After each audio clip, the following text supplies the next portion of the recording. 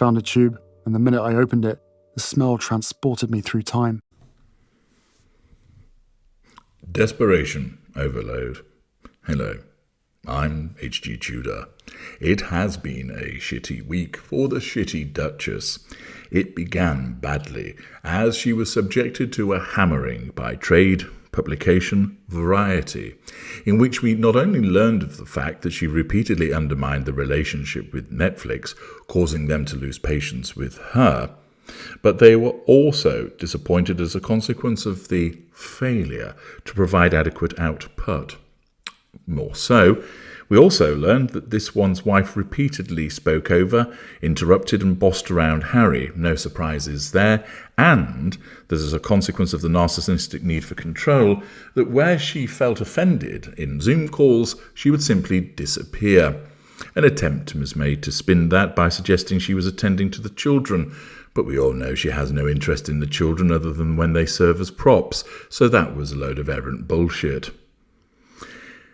There was also, then, the double whammy to this kiss, kiss, bang, bang, as a consequence of the fact that the real royals were busy hosting the Nigerian president at a state banquet in London.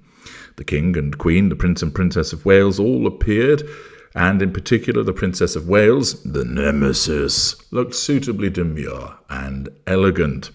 Naturally, the hammering in Variety and the appearance of the Princess of Wales amounted to twin threats to the control of this one's wife, one by virtue of criticism and the other by virtue of the fact that she was ignored and all eyes were on the nemesis instead. She sought to fight back against this by trying to draw attention back onto herself by virtue of, yes, as predicted, using the children as props, most notably golden child Lilibet, as she had her in pictures and video as this one's wife stuffed foliage in vases. There was then an attempt to undo the damage caused by the serialised excerpts of Tom Bower's forthcoming book Betrayal, with a statement, and all that achieved in doing was demonstrating just how under the skin the actual excerpts had got in relation to this one's wife. She announced a new flower partnership, which had most people rolling in the aisles as she expected people to pay in north of $100 for some flowers stuck in a box.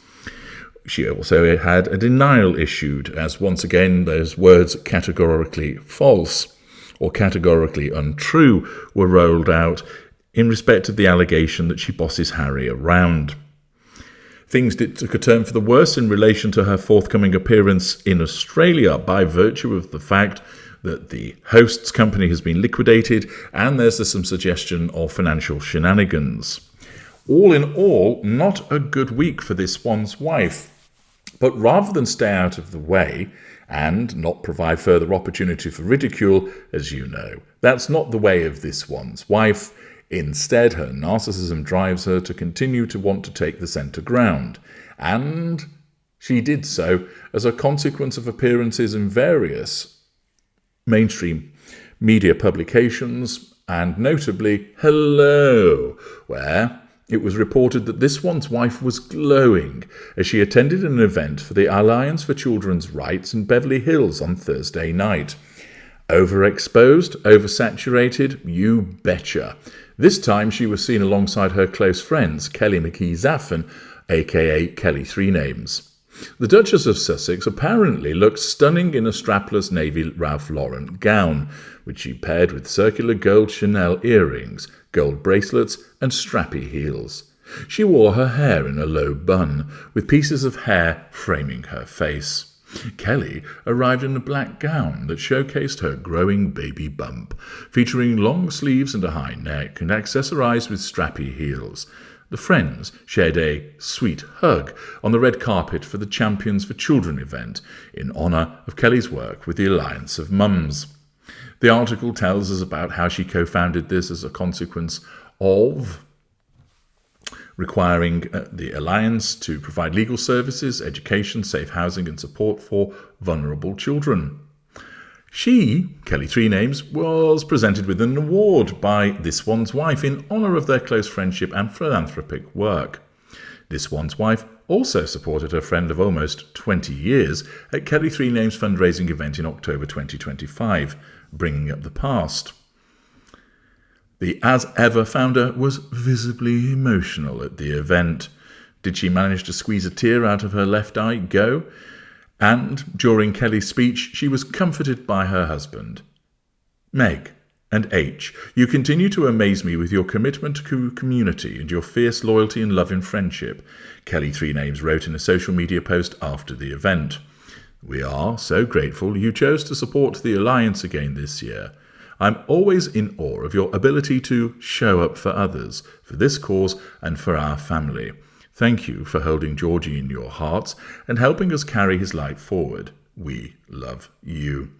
Kelly announced a month later that she was expecting a baby boy who was set to arrive 4 years after George's death.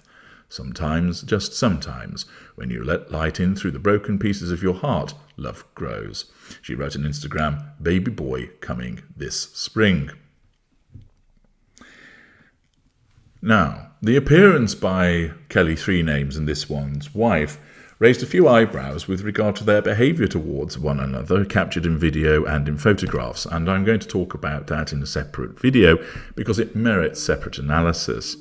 This, however, is demonstrative of the fact that the desperation of this one's wife is off the charts, that the repeated threats to control that she has experienced in the course of this week mean that she has to make an appearance, that she has to show us that she's got a friend, that she has to demonstrate to us that somebody loves her.